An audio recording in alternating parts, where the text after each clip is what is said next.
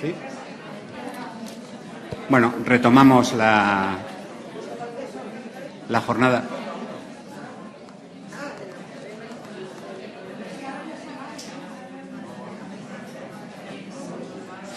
Yo es que impongo mucho menos que los 6 que estaban antes, al estar solo, pero empezamos.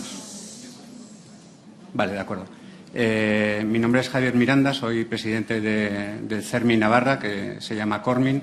Es uno de las 17 organizaciones de la discapacidad que tiene el CERMI en los distintos territorios. 19, me corrigen.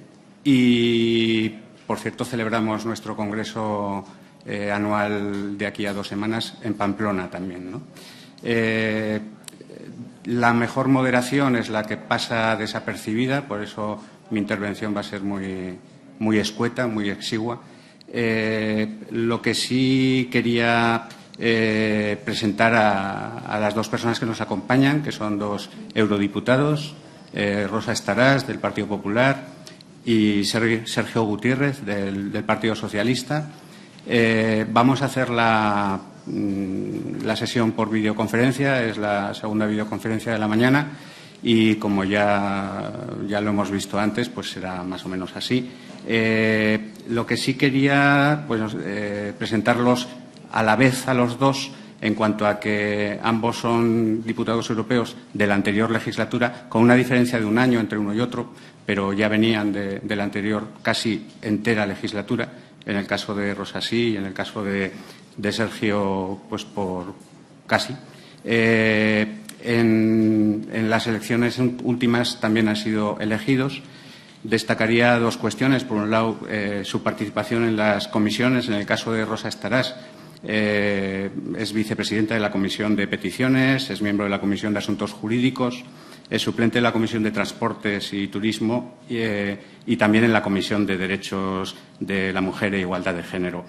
En el caso de Sergio, es miembro de la Comisión de Mercado Interior y Protección al Consumidor, es suplente en la Comisión de Empleo y Asuntos Sociales y de la Comisión de Libertades Civiles, Justicia y Asuntos de Interior. Ambos son muy conocidos por entidades de la discapacidad. Su vinculación con ellas es extensa y tienen vivencias personales, temas de empleo, bueno, temas sociales en definitiva, pero temas de empleo importante. Yo quería reflejar también aquí que la importante labor que hace el Parlamento Europeo que ha venido haciendo, pues, para la aprobación de los reglamentos que favorecen al sector, es que aquí al final todo tiene una conexión. Y, por supuesto, que esta actividad pues se desarrolla a lo largo de esta legislatura. La mesa van a hablar ellos sobre la inclusión social de las personas con discapacidades desde la perspectiva del Parlamento Europeo, y paso a saludar a los 2. Buenos días. Buenos días. Hola, buenos días. Buenos días. Bueno, perdonar la introducción así comprimida, pero era para evitar mi intervención y para que pudierais dedicar el tiempo íntegramente vosotros a lo que queríais exponer, a lo que vais a exponer. Entonces, pues como os parezca, si te parece, Sergio, empezamos por Rosa y tienes la palabra, Rosa, cuando quieras. Bueno, en primer lugar, dar las gracias a CERMI por este seminario de trabajo de, además, altísimo nivel que habéis organizado, y también por invitarnos tanto a Sergio como a mí a participar y poder, de alguna manera, ver cómo podemos desde el Parlamento Europeo ayudar, pues, a todo lo que son los objetivos de conseguir la inclusión de la discapacidad. Saludar también al presidente del CERMI, a Luis Cayo, y también a la directora ejecutiva Pilar Villarino, y a Miguel Ángel Cabra de Luna, que también buen amigo, director también de Relaciones Sociales Internacionales de ONCE, y a todos los presidentes de las distintas regiones del CERMI. Bueno, voy a intentar ser sobre todo sintética a la hora de explicar un poco la inclusión social de las personas con discapacidad y cómo lo está tratando Europa. Desde el Tratado de Maastricht, Europa se planteó ya trabajar para la lucha contra la pobreza, era la década de los 80, principios de los 90, se hicieron algunos programas que básicamente eran los programas Pobreza 1, Pobreza 2, Pobreza 3.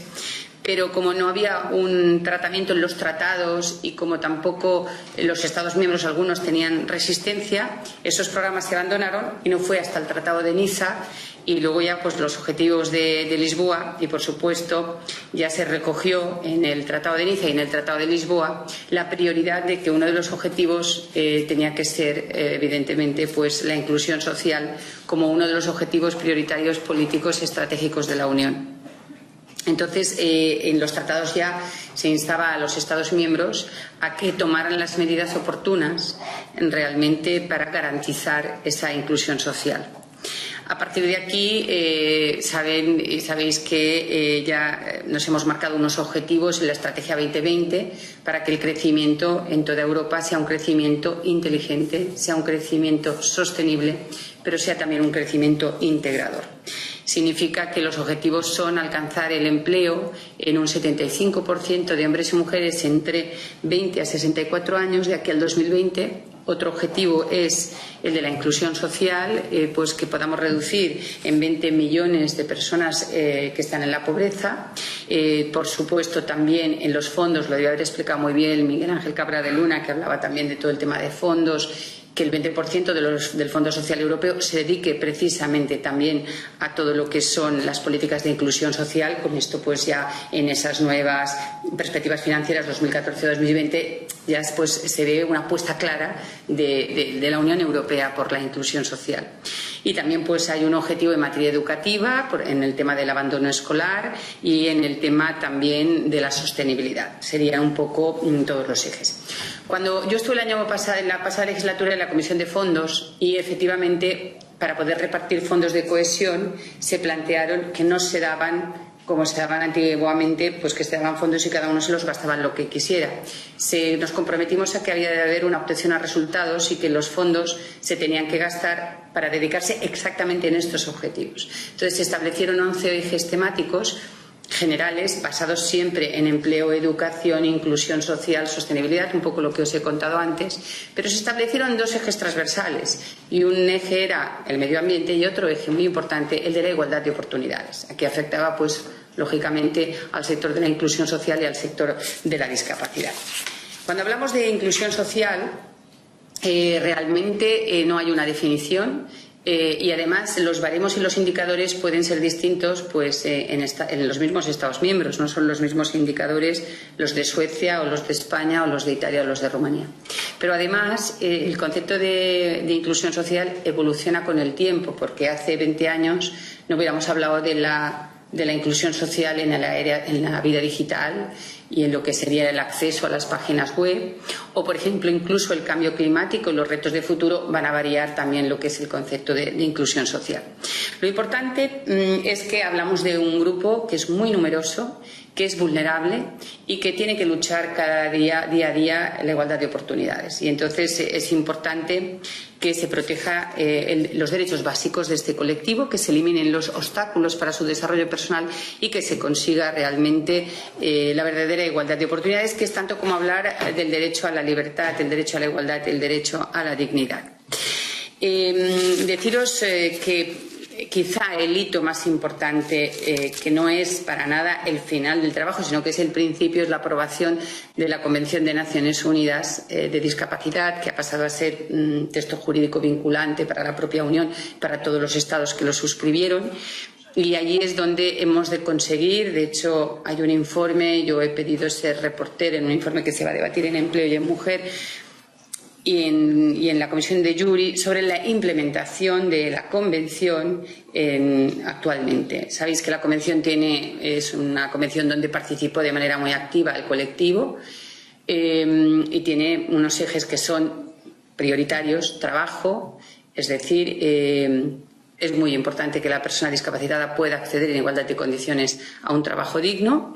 Esto significa que muchas veces se ha confundido lo que es un trabajo digno y se han puesto en manos de la discapacidad trabajos que no requerían el concepto de la dignidad que merecían.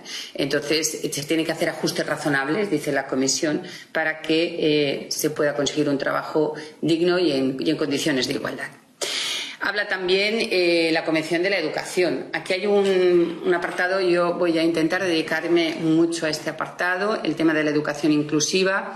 De hecho, he abordado ya con muchas preguntas a la Comisión y voy a intentar posibilitar hearings y encuentros, y ahí os pediré la ayuda al CERMI y a ONCE, para hablar de educación inclusiva. La educación inclusiva no es una oportunidad, es un derecho, y se trata de que, si hablamos de calidad de educación, no hay calidad sin que se pueda abordar esta educación inclusiva. Solo se puede hablar de calidad si la educación realmente es inclusiva. Es la necesidad de que la educación se adapte a cada estudiante, y es la necesidad de aprender que la diversidad es positiva y que la diversidad enriquece y que en ningún caso es un tema negativo.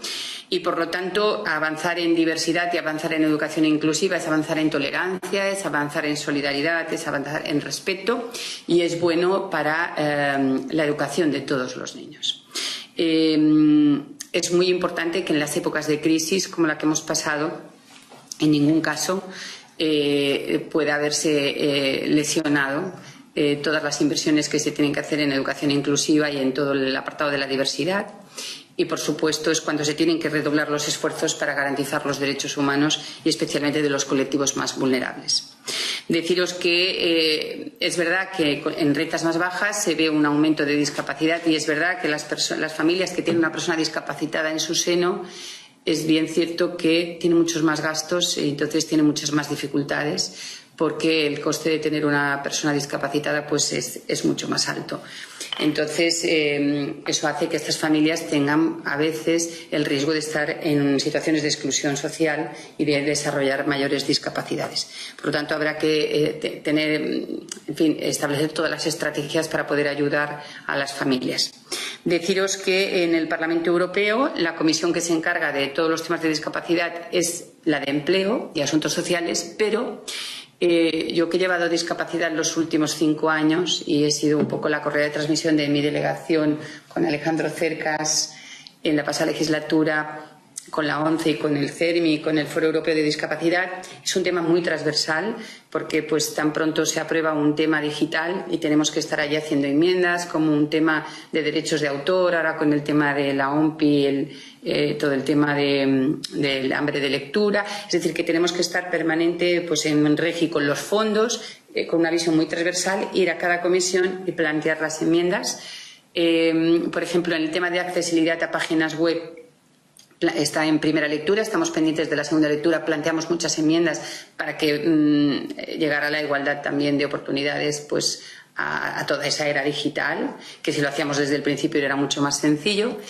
Y bueno, es estar pendiente. La verdad es que tanto CERMI como ONCE como el Foro Europeo están pendientes, casi diría más que nosotros, para darnos el aviso y para poder representar y defender los intereses de todos ellos.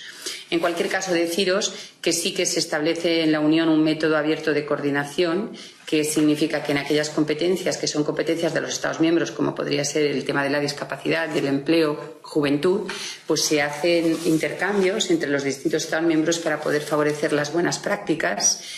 Y que una de las cosas que ha pedido siempre vuestro colectivo, y que ahí también estamos, es que en todas aquellas políticas importantes, políticas iniciativas de primera dimensión, se contemple siempre, antes de plantear una iniciativa, la dimensión de la discapacidad, para que esa dimensión pues impregne pues todo lo que hagamos, ¿no? Y de tal manera que sea algo habitual el mainstreaming de la inclusión social en las diferentes políticas europeas. Deciros que también estoy en Mujer, entonces allí trabajamos mujer y discapacidad, porque al final es un colectivo con mayores dificultades. Yo llevé la pasada legislatura un informe sobre mujer y discapacidad, donde solicitamos una ampliación del permiso de maternidad para la mujer discapacitada. Vamos a seguir dando la batalla. Y uno de los temas que más vamos a tener que luchar, tanto Sergio como yo, es que se quedó sobre la mesa en la pasada legislatura, con esto acabo, la aprobación del Acta Europea de Accesibilidad que prometió la vicepresidenta Viviane Reding, tenía que estar para el año 2012, la pasaron a 2013, bueno, ha acabado la legislatura y me dicen los funcionarios que existe el texto. Entonces, es reivindicar que se apruebe esta Acta Europea de Accesibilidad porque marcaba unos mínimos en educación, en transportes, en temas sociales, en sanidad, en trabajo, en las distintas áreas, para que todos los Estados miembros cumplieran unos mínimos. Yo, cuando tuvimos una reunión con Juncker, el presidente de la Comisión, le pregunté si impulsaría este tema.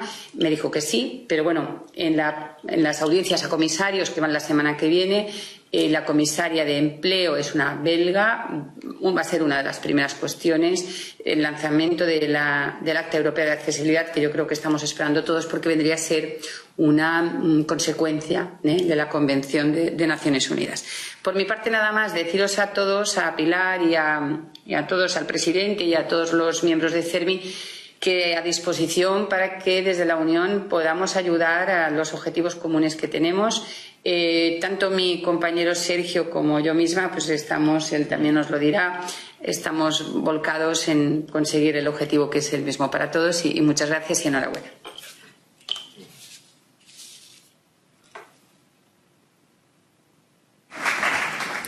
Muchas gracias, Rosa. Sergio, cuando quieras. Bueno, pues buenos días a todos y a todas y muchísimas gracias también por la invitación a participar en estas jornadas, a través, aunque sea de videoconferencia, pero tanto Rosa como yo no podíamos perder la oportunidad, con independencia de la agenda que tenemos aquí de trabajo en Bruselas, de compartir unos momentos con todos vosotros.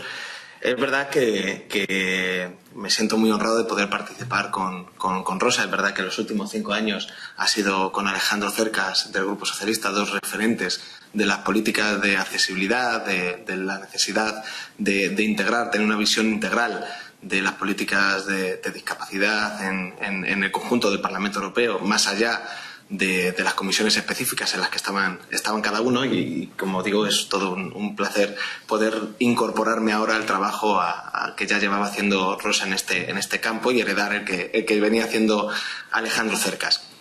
Yo creo que estamos en un momento crucial, ¿no?, para las políticas de inserción en la Unión Europea, porque creo que en los últimos 5 años es verdad que poco a poco hemos conseguido dar pequeños pasos de gigante.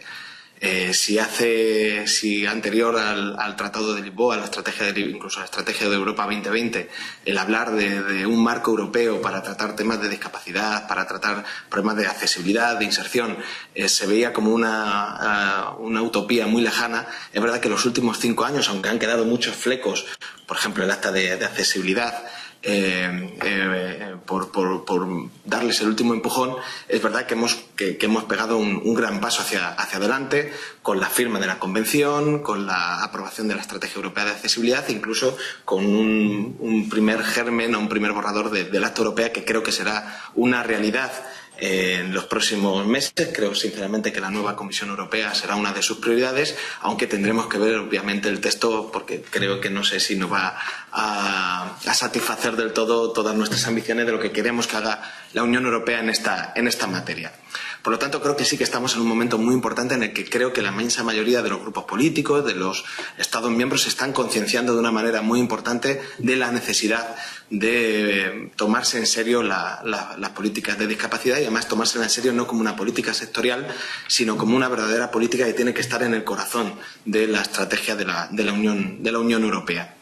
El objetivo fundamental es que yo creo que desde, como digo, hacer que la política de accesibilidad esté en el corazón de la política europea es sobre todo conseguir un objetivo, y es la igualdad de oportunidades de las personas con discapacidad con respecto al conjunto de los ciudadanos europeos. Y acabar con las diferencias internas en los Estados miembros, por ejemplo, de la gente que vive en el mundo rural con respecto al mundo urbano, de las mujeres con discapacidad con respecto a los hombres con discapacidad, que sufren una doble discriminación, de algunos Estados miembros con respecto a otros Estados miembros. Yo creo que Rosa lo ha explicado estupendamente, lo que son los objetivos que compartimos aquí en el Parlamento Europeo, mayoritariamente compartidos. El debate es cómo lo hacemos, cómo lo aceleramos.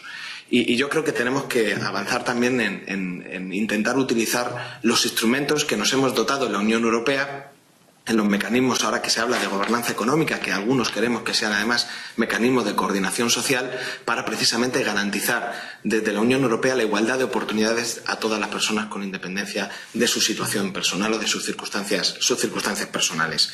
Y yo creo que aquí tenemos un instrumento que no hemos aprovechado suficientemente, que es el proceso conocido como proceso del semestre europeo, que es la coordinación de las políticas macroeconómicas y que ya hemos conseguido también que sea la coordinación de las políticas sociales de la Unión Europea, de los distintos Estados miembros, también de sus autoridades regionales y locales con respecto a la política que se diseña en la Comisión Europea, las instituciones europeas.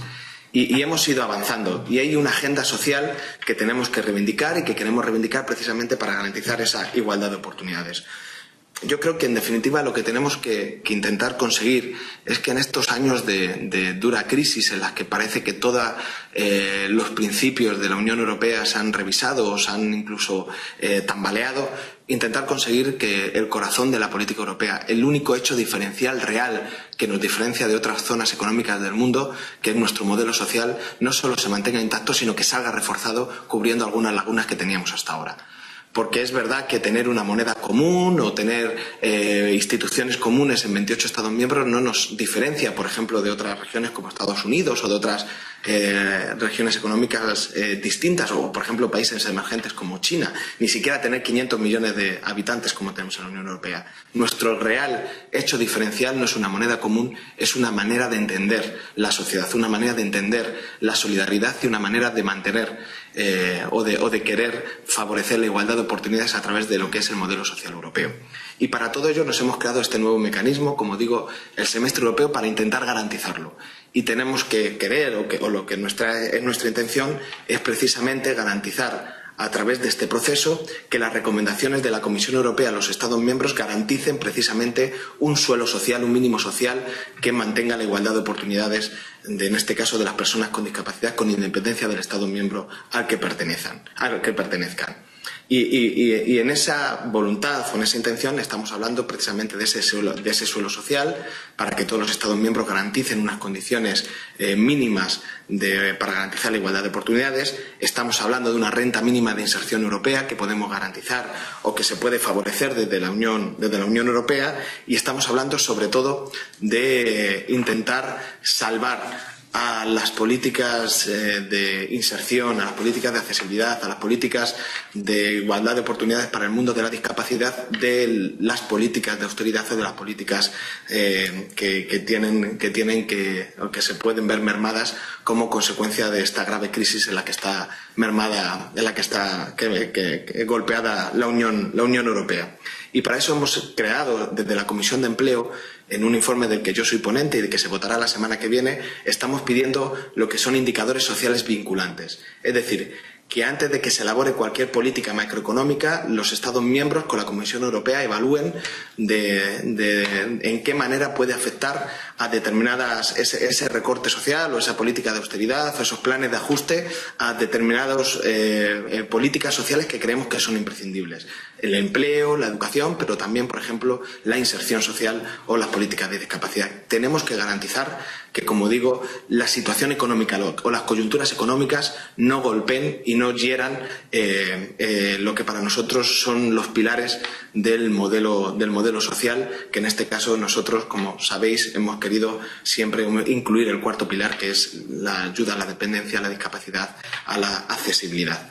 Por lo tanto, lo queremos garantizar y queremos encontrar el mecanismo precisamente para que en estos años todavía difíciles en la economía europea las políticas de inserción social, las políticas de discapacidad se vean salvadas de esas políticas de ajuste a través de los indicadores sociales vinculantes. Y sobre todo también ver, y en eso, como digo, Rosa es un referente en la pasada legislatura, intentar introducir que la política de inserción, que la política para favorecer la igualdad de oportunidades tiene que ser una política transversal.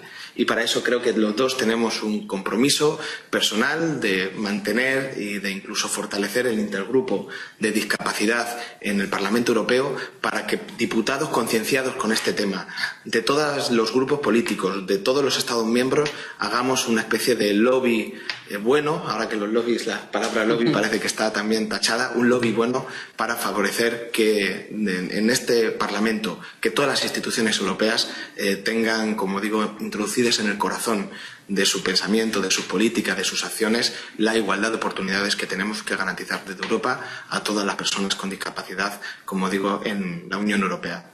La Unión Europea tiene que ser un gran espacio de solidaridad y ese yo creo que es el compromiso compartido que tenemos con vosotros y al que una vez más quiero volver a agradecer vuestro trabajo para ayudarnos, para concienciarnos y para crear entre todos una sociedad un poquito más justa.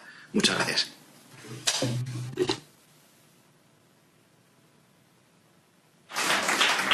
Bueno, muchas gracias a los dos por hacer un paréntesis más largo de lo previsto inicialmente en la mañana de jueves en el Parlamento, por el retraso que llevábamos y por haberos ajustado tan rigurosamente al tiempo previsto.